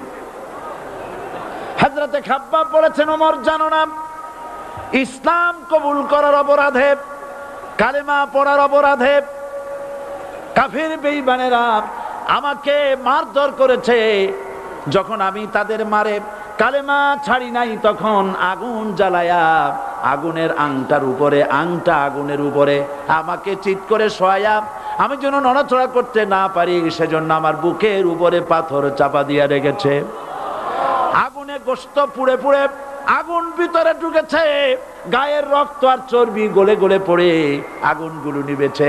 ওই পিঠে যে গর্ত হয়েছে আজও পর্যন্ত সেই গর্ত মিটে যায় নাই। হযরত খাব্বাব রাদিয়াল্লাহু তাআলা আনহু বলছেন, বুখারী শরীফে হাদিসে ভাবে এসেছে, ওয়ান খাব্বাব বিন আরিত রাদিয়াল্লাহু তাআলা আনহু আন্নাহু ক্বাল শাকাউনা ইলা রাসূলিল্লাহ সাল্লাল্লাহু আলাইহি ওয়াসাল্লাম ওয়া হুয়া মুতাওয়াসসাদুন বুরদাতুন লাহু ফি জিল্লিল কাবা। আমি গেলাম রাসূলুল্লাহর কাছে, যে দেখি হুজুর বাইতুল্লাহ শরীফের ছায়ায় আরাম ফরমাচ্ছেন। আমি কাছে গিয়া বললাম, আলা তাস্তানসিরু লানা আলা তাদউ লানা ইয়া রাসূলুল্লাহ, হে রাসূল আপনি কি আমাদের জন্য দোয়া করবেন না? আপনি কি আমাদের জন্য আল্লাহর কাছে সাহায্য প্রার্থনা করবেন না? মার খেয়ে খেয়ে তো শেষ হয়ে গেলাম। শুনতেছেন আপনারা? আল্লাহর নবী উঠে বসলেন, বললেন, খাব্বাব শোনো, তোমাদের আগে যারা এই পৃথিবীতে এসেছিলেন দ্বীনের দাওয়াত দেওয়ার জন্য, সমকালীন রাষ্ট্র শক্তি তাদেরকে ধরতো, ফায়ুখাজুর রাজুলু ফায়ুহফারু লাহু ফিল আরদ, তার জন্য তারে ধরে নিয়া মাটির মধ্যে গর্ত করত, ফায়ুজআলু ফিহা, এরপরে সেই গর্তের ভিতরে তাকে কোমর পর্যন্ত গেড়ে দিত। সুম্মা ইউতা বিল মানশার, এরপরে করাত আনা হতো, ফায়ুদাউ আলা রাসিহি, এরপরে করাতটা মাথার উপরে রাখা হতো, ফায়ুজআলু নিসফাইন, এরপরে করাত দিয়া চিরে চিরে জীবিত মানুষটাকে দ্বিখণ্ডিত করে ফেলে দিত। মা ইয়াসুদ্দুহু যালিকা আন দীনি, এত কষ্ট দেওয়ার পরেও, এত জুলুম করার পরেও দ্বীনের দায়ীদেরকে এক চুল পরিমাণ আল্লাহর রাস্তা থেকে তারা সরাই দিতে পারে নাই। ওয়াল্লাহি, ও খাব্বাব, আমি আমার আল্লাহর নামে কসম করি। মুসলমান কে কসম করতেছে? আল্লাহ রাসূল। আমি আমার আল্লাহর নামে কসম করি, ওয়াল্লাহি লা ইউতাম্মান্নাল্লাহু হাযাল আমর হাত্তা ইয়াসির রাকিবু মিন সানা ইলা হাযরামাউত। সেদিন বেশি দূরে নয়, ইয়েমেনের রাজধানী সানা থেকে শুরু করে সৌদি আরবের হাযরামাউত পর্যন্ত হাজার হাজার মাইল, এই দীর্ঘ পথে যুবতী নারী তার সৌন্দর্যের পশ্চা নিয়া, আর ধনাঢ্য ব্যক্তিরা সওদাগরেরা তাদের টাকা পয়সা নিয়া একাকে নিয়ে অথবা দলবদ্ধ ভাবে মানুষেরা যাতায়াত করবে। লা ইয়াখাফু ইল্লাল্লাহ, মানুষের মনের মধ্যে কোনো ভয় থাকবে না। এমন একটা সময় আসবে, ওয়ালাকিন্নাকুম তাস্তাজিলুন, অথচ তোমরা বড্ড তাড়াহুড়ো করছো। তাড়াহুড়ো করো না, অপেক্ষা করো, ধৈর্য ধরো, মার খাও, জেলে যাও, শহীদ হও, আল্লাহর রাজ কায়েম হবেই হবে।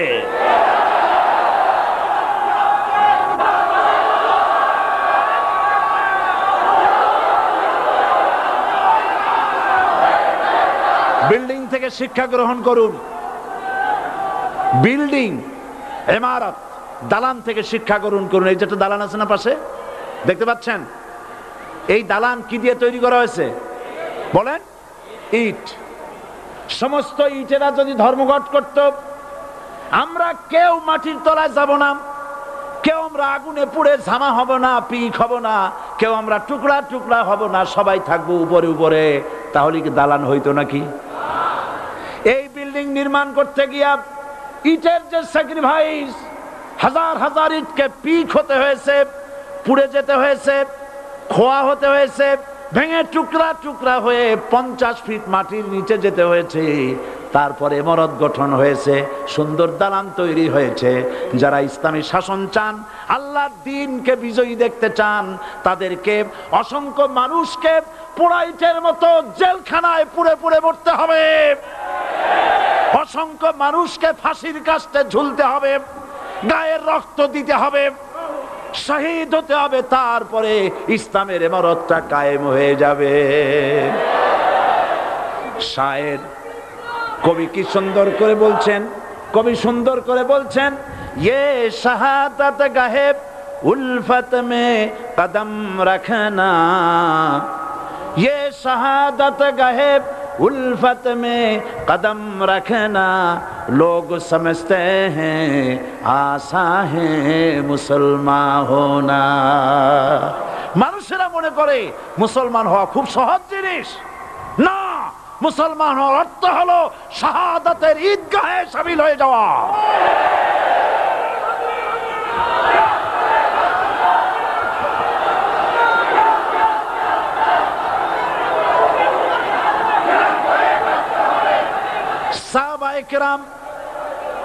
সাহাবায়ে কেরাম মার খেলেন, এবার স্বয়ং আল্লাহর নবীর গায়ে হাত তুলল। আবু জাহেল এসে হুজুরকে মারলেন, গলায় চাদর দিয়া এমন জোরে টান মেরেছে রাসূলুল্লাহ পড়ে গিয়েছেন। হাদিসে এসেছে হুজুরের চোখ মোবারক ঠিকরে পড়ে যেতেছে, চেহারা মোবারক লাল হয়ে গিয়েছে, জমিনের উপর আছাড় মেরে ফেলেছে। রাসূলের এই অবস্থা দেখে হযরতে হামজা তখনও কাফের ছিলেন, শিকার থেকে এসে তিনি এই দৃশ্য দেখলেন, দাসীর মুখে শুনলেন, ছুটে চলে গেলেন আবু জাহেলের বাড়িতে। যায় বলে, আবু জাহেল রে, তুই মুহাম্মদ সাল্লাল্লাহু আলাইহি ওয়াসাল্লাম মেরেছিস, বল কেন মারলি? এমন ভালো মানুষ তো জীবনে চোখে দেখি নাই, যিনি কোনো মিথ্যা কথা বলেন না, ভালো ভালো কথা বলেন, এক আল্লাহর গোলামি করার জন্য বলেন। এই সব ভালো কথা বলার জন্যই তুই তারে মারলি নাকি? আরে আবু জাহেল, তুই কি মনে করেছিস মুহাম্মদ সাল্লাল্লাহু আলাইহি ওয়াসাল্লাম তার পিতা আব্দুল্লাহ মারা গেছে বলে মুহাম্মদ সাল্লাল্লাহু আলাইহি ওয়াসাল্লাম এতিম হয়ে গেছে এই মনে করেছিস নাকি? জেনে রাখ, মুহাম্মদ সাল্লাল্লাহু আলাইহি ওয়াসাল্লামের পিতা আব্দুল্লাহ মারা গেছে, কিন্তু চাচা হামজা তো মরে যায় নাই। হাতের ধনুক দিয়া এমন জোরে আঘাত মারলেন, আবু জাহেলের মাথা ফেটে রক্ত ফিনকি দিয়ে বেরিয়ে এলো।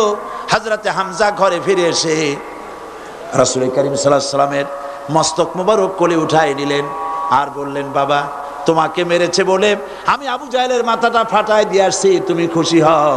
হুজুর বলছেন, চাচা, কার মাথা ফাটাইছো এইটা বলে আমারে খুশি করতে পারবা না।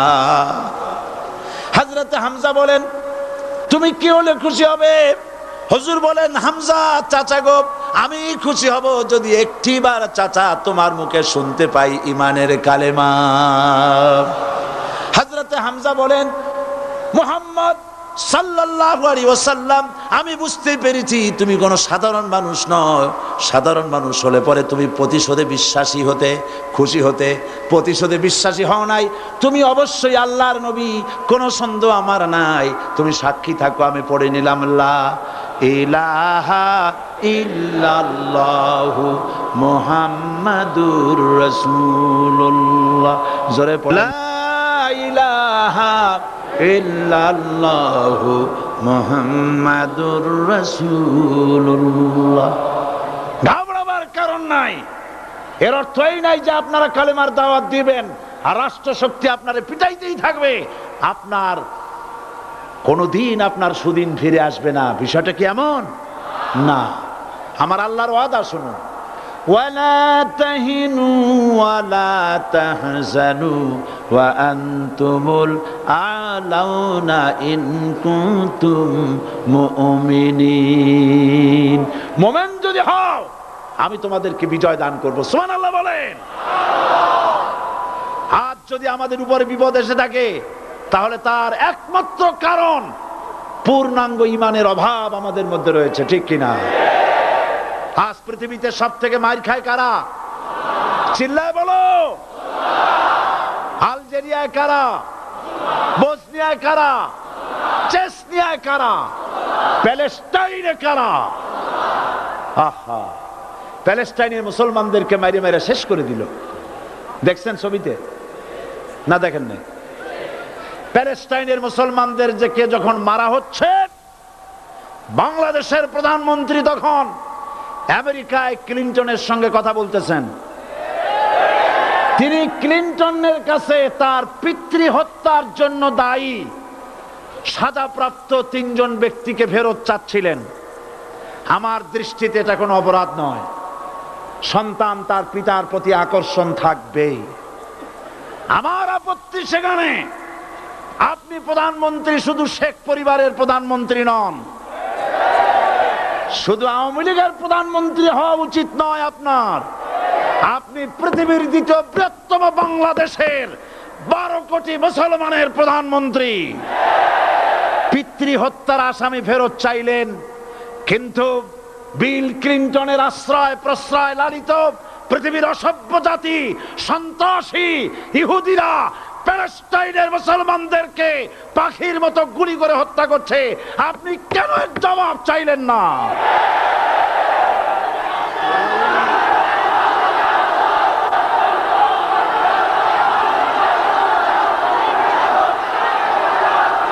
জবাব জবাব আপনি চাইতে পারবেন না, কারণ মুনাফিকদের সাহস হয় না, সাহস হয় মুমিন ব্যক্তির।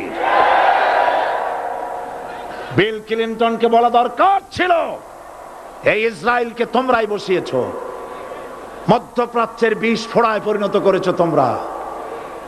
তবে হ্যাঁ, যুরিবাত আলাইহিমুয যিল্লাতু ওয়াল মাসকানা ওয়া বাউ বিগাদাবিন মিনাল্লাহ। আল্লাহর গজব আসবে, ইহুদিরা পৃথিবী থেকে নিশ্চিহ্ন হবেই হবে ইনশাআল্লাহ।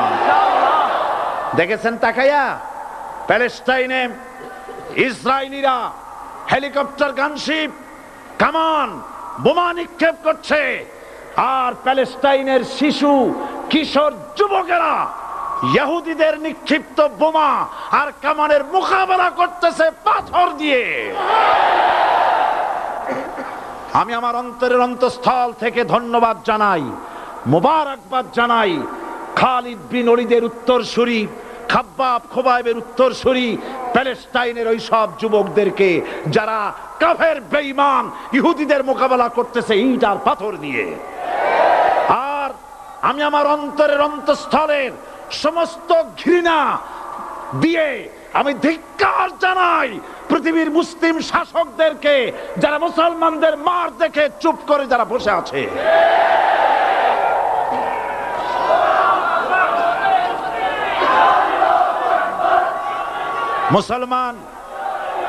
মুসলমান যদি মুসলমানের মতো হয়, 10 জন যথেষ্ট। কয়জন যথেষ্ট? কোথায় আছে কথা? আল্লাহ পাক কোরআন শরীফের মধ্যে বলেছেন, একজন যদি হও ইমানদার মুত্তাকি 10 জনের উপরে বিজয়ী হবে, 10 জন যদি হও 100-এর উপরে বিজয়ী হবে, 100 যদি হও 1000-এর উপরে বিজয়ী করব। জোরে বলেন সুবহানাল্লাহ। কবি বলতেছেন, ফিজায়ে বদরে পয়দা কুন ফেরেশতে তেরি নুসরত কো উতার সকতে গর্দুঁ সে কতর অন্দর কতর আবি। বদরের মুসলমানদের মতো ঈমান আনো, তাহলে আকাশ থেকে কাতারে কাতারে ফেরেশতা নাজিল করে দিয়ে আল্লাহ পাক তোমাদেরকে সাহায্য করবেন। সুবহানাল্লাহ। সে আল্লাহ আছে না নাই? জোরে বলেন, আছে না নাই?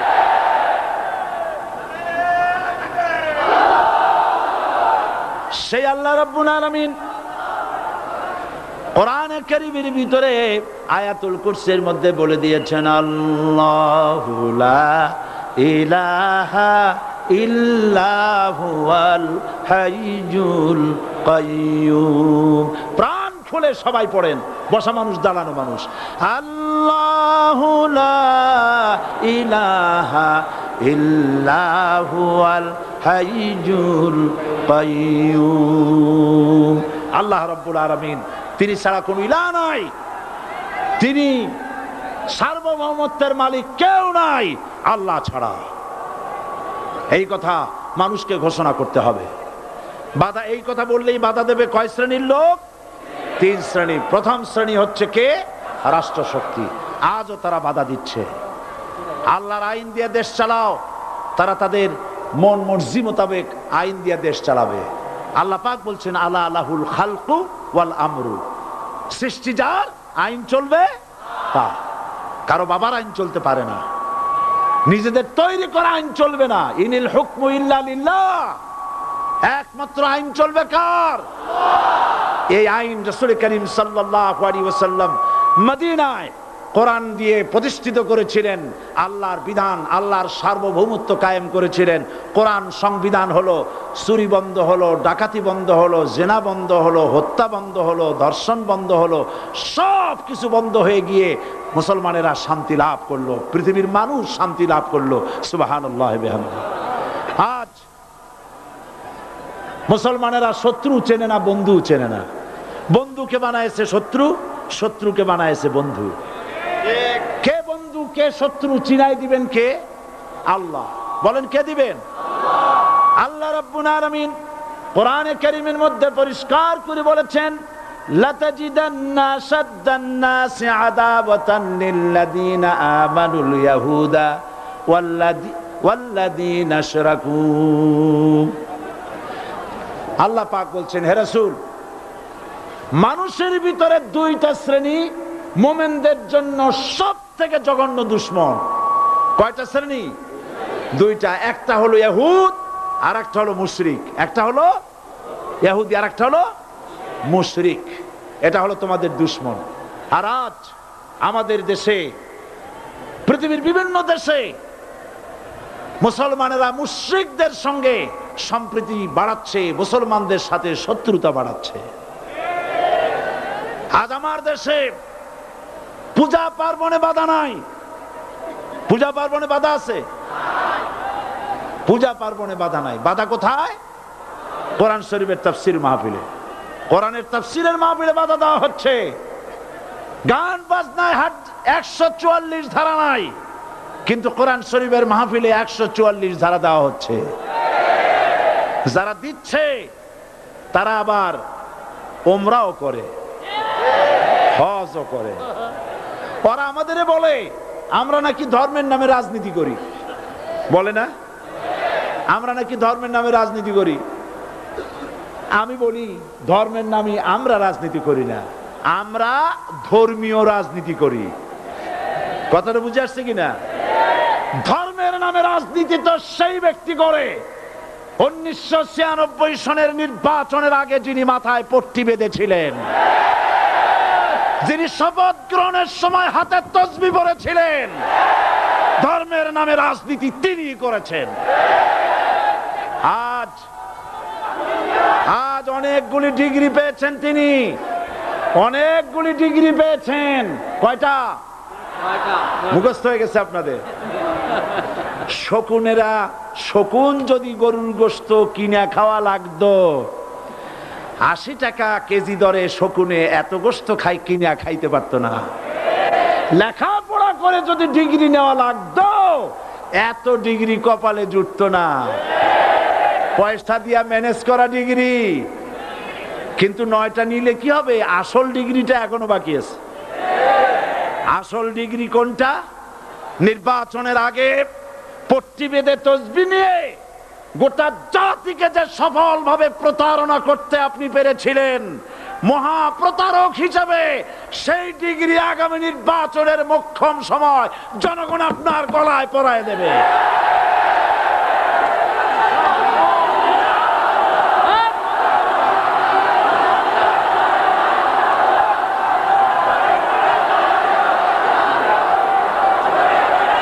সুতরাং ধর্মের নামে রাজনীতি নয়, আমরা ধর্মীয় রাজনীতি করি। আমরা এই কোরআনের রাজনীতি করি। এই কোরআন নিয়ে বাঁচতে চাই, এই কোরআন নিয়ে মরতে চাই। এই কোরআন থেকে আমাদেরকে বিচ্ছিন্ন করতে চায় কাফের, বেঈমান, মুশরিকেরা। ও আমার জাতি, কোরআন থেকে যারা বিচ্ছিন্ন করতে চায়, তোমরা কি তাদের বিরুদ্ধে জিহাদের জন্য প্রস্তুত থাকবে?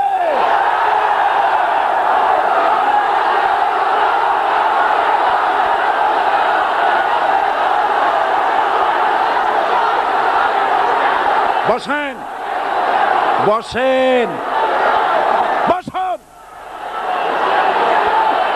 বসেন, বসেন। আমি বুঝতে পেরেছি বিষয়টা কি। আসরের পরের থেকে বসা তো, সুযোগ পাইয়া খাড়া হইয়া কোমর সোজা করলেন।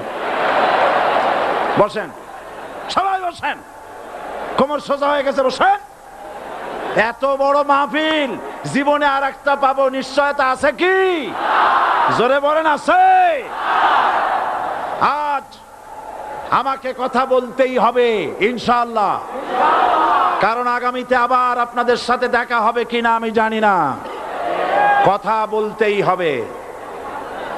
বসেন, কেউ দাঁড়িয়ে থাকবেন না। আমি দেখতে পাচ্ছি বাংলাদেশের ভাগ্য আকাশে উত্তর গগনে কালো মেঘ জমা হয়েছে, ঝড়ের পূর্বাভাস লক্ষ্য করছি।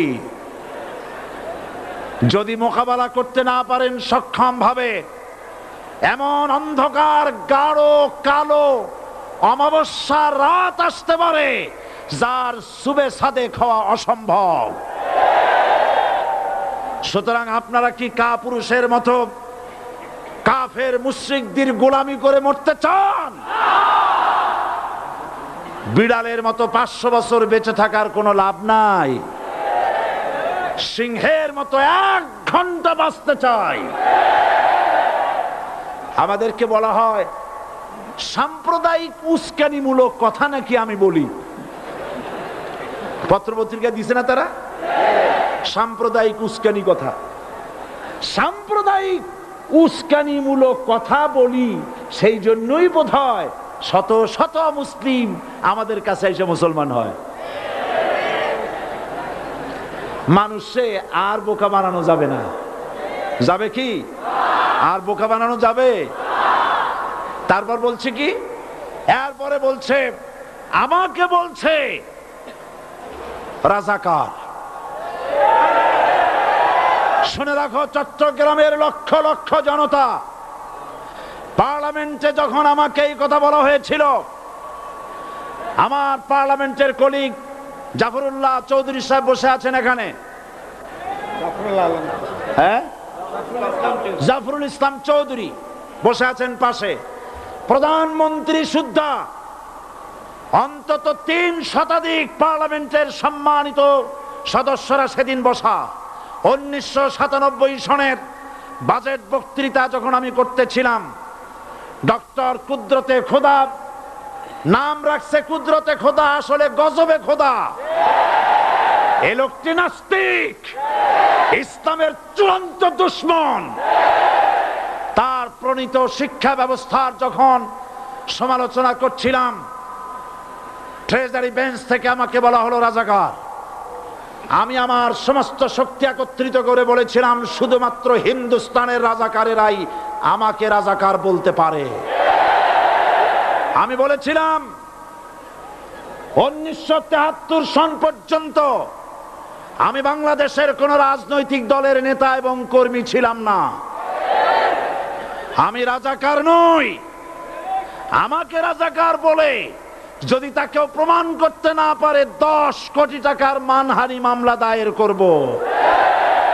আমার এই বক্তব্য সারা দুনিয়া শুনেছে। পার্লামেন্টে আমার এই বক্তব্য রেকর্ড হয়ে আছে।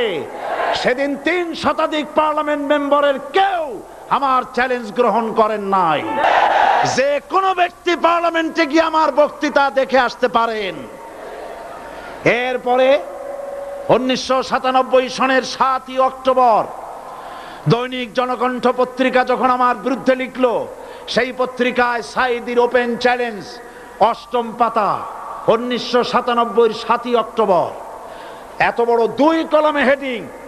সেখানে আমি বলেছি বাংলাদেশের সকল সাংবাদিক, গোয়েন্দা বিভাগ, বাংলাদেশের সকল বুদ্ধিজীবীকে আমি আমার পিরোজপুরে আমন্ত্রণ করছি। আমার উপস্থিতিতে যদি কেউ প্রমাণ করতে পারে বাংলাদেশের স্বাধীনতা যুদ্ধের বিরুদ্ধে আমার কোনো ভূমিকা ছিল, সজ্ঞানে স্বেচ্ছায় জাতীয় সংসদের সদস্য পদ থেকে পদত্যাগ করব। 3 বছর পার হয়ে গেছে, আজ পর্যন্ত কেউ এই চ্যালেঞ্জের মোকাবেলা করে নাই। সুতরাং আমাকে যারা রাজাকার বলবে তারা পিতৃ পরিচয়হীন অবৈধ সন্তান। 1971 সনের, শোনো মুসলমানেরা, 1971 সনের কোন কাদা সাইদির গায়ে লাগে নাই।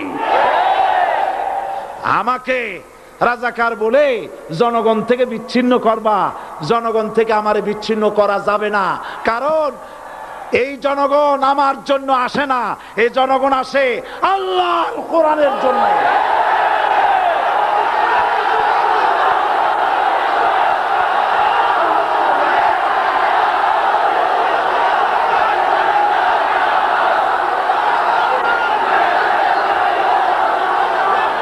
আজকে আর যারা ইসলামের কথা বলে, যারা ইসলামের কথা বলে তারাই রাজাকার, তারাই মৌলবাদী। মৌলবাদী বললে আমরা অসন্তুষ্ট হই না, কারণ মৌলবাদী শব্দটা আসছে মূল থেকে। মৌল শব্দ এসেছে মূল থেকে। মূলবাদী তার মানে যারা মূলে আছে। মূল হলো কোরআন, মূল হলো হাদিস, মূল হলেন আল্লাহ, মূল হলেন আল্লাহ রসুল। আমরা আছি মূলে। এখন বলেন তো মূলের শক্তি বেশি না আগার শক্তি বেশি? আমাদের যারা মৌলবাদী বলে ওরা হলো আগাবাদী। মূলে আছে কত কোটি? 12 কোটি। মূলে আছে কত কোটি? আর আমাদের যারা মৌলবাদী বলে ওই থাকো গাছের আগায়, আমরা মূলে। লাভালাভি বেশি করবা না, 12 কোটিতে গাছের গোড়া আসতে নানা দেবে, মামু বাড়ি দিল্লি গিয়ে পড়বা, বাংলার জমিনে জায়গা হবে না। এ কথা বিশ্বাস করো। বাংলাদেশের মুসলমানদের শরীরে এক বিন্দু রক্ত থাকতে শয়তানের তৈরি করা ধর্ম নিরপেক্ষ মতবাদ বাংলার জমিনে কায়েম হতে দেওয়া হবে না, হবে না।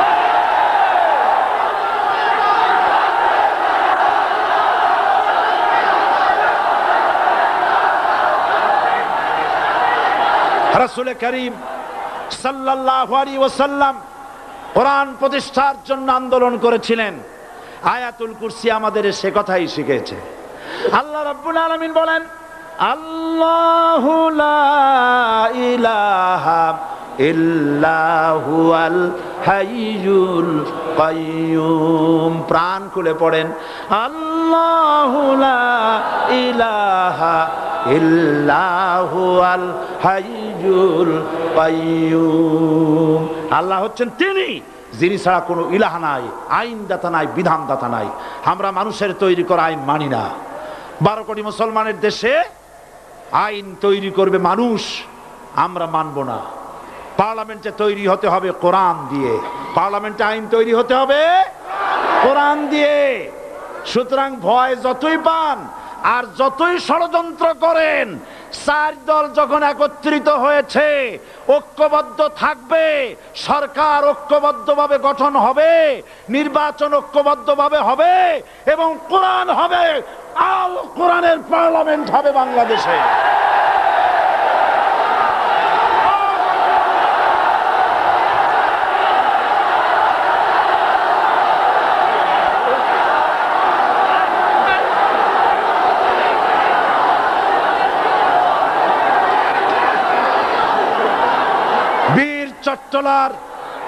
বীর চট্টলার মুসলমানেরা, বীর চট্টলার মুসলমানেরা স্বাধীনতার ঘোষণা এই চট্টগ্রাম থেকে স্বাধীনতার মহান ঘোষক প্রেসিডেন্ট জিয়াউর রহমান সাহেব দিয়েছিলেন।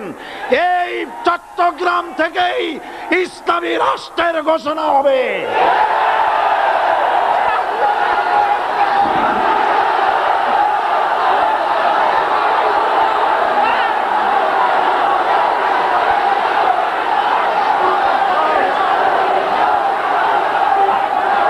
আশাবাদী আপনারা অবশ্যই তা পারবেন। আমি 100% বিশ্বাস করি ইনশাআল্লাহ। কারণ যে ষড়যন্ত্রের মোকাবেলা করে স্থানীয় রাজনৈতিক দলের নেতৃবৃন্দ কোরআনের মাহফিল সিনায় এনেছেন, আমি প্রথম দিনই বলেছি চট্টগ্রাম তাফসিরুল কোরআন মাহফিল কোন রাজনৈতিক দলের প্রতিনিধিত্ব করে না। এটা কোন জামাত শিবিরের একক সম্পদ নয়, এটা চট্টগ্রামের মুসলমানদের কলিজার টুকরা তাফসিরের মাহফিল। সুতরাং এই মাহফিল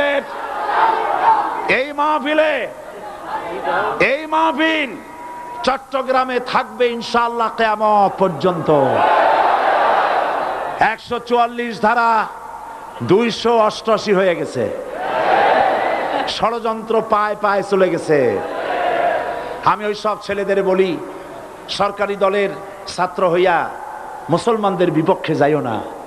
এদেশের ভাগ হয়ে গেছে দুটো শিবির, বোঝাই যাচ্ছে। একদিকে ভারতের পা চাটা গোলাম নাস্তিক মোরতাদ শ্রেণীর বুদ্ধিজীবী এবং তাদের মদতপুষ্ট সরকার, আর একদিকে ইসলামী শক্তি, ইসলামী দল আর দেশ প্রেমিক জাতীয়তাবাদী শক্তি। একদিকে হিমালয় পাহাড় আর একদিকে সূচ ইঁদুর। আল্লাহ বিজয় দেবে মুসলমানদের। কাদের বিজয় হবে? বাংলাদেশে কোরআনের রাজ কায়েম হোক, তাকে আপনারা চান? কারা কারা চান দু হাত উঁচু করে দেখান। দাঁড়াবেন না, দাঁড়াবেন না।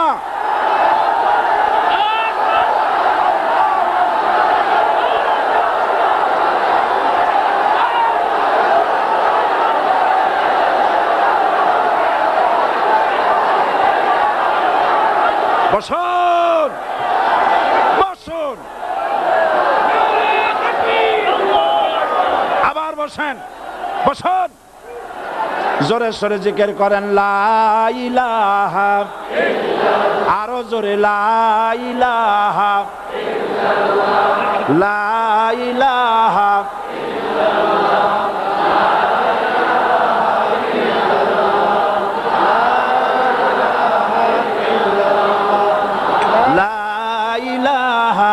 ইল্লাল্লাহ, লা ইলাহা ইল্লাল্লাহ, লা ইলাহা ইল্লাল্লাহ মুহাম্মাদুর রাসূলুল্লাহ। যারা যেখানে দাঁড়িয়েছেন বসুন। তিন শ্রেণীর লোকেরা আল্লাহর কালেমায় বাধা দিয়েছে। কয় শ্রেণী?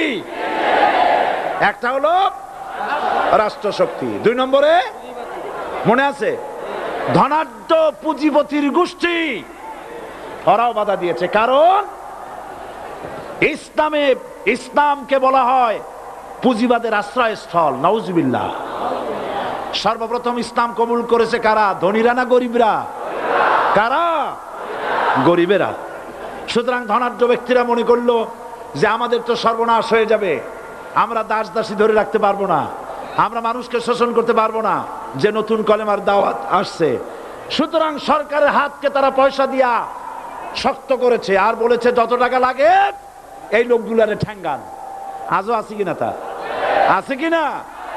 3 নম্বরে বাধা দিয়েছে ধর্মের নামের এক শ্রেণীর কায়েমি স্বার্থবাদী শক্তি, যার সম্পর্কে সূরা তাওবায় আল্লাহ পাক বলেছেন ইন্না কাসীরাম মিনাল আহবারি ওয়ার রুহবান লা ইয়াকুলুনা আমওয়ালান নাস বিল বাতিল ওয়া ইয়াসুদ্দুনা আন সাবিলিল্লাহ। ইহুদি আহলে কিতাবদের মধ্যে এক শ্রেণীর বুজুর্গ ধরনের লোক, দরবেশ জাতীয় লোক, যারা নাকি মানুষের সম্পদকে বাতিল পন্থায় ভক্ষণ করে, ওয়ায়াসুদ্দুনা আন সাবিলিল্লাহ, এবং আল্লাহর রাস্তায় চলার জন্য মানুষকে বাধা প্রদান করে।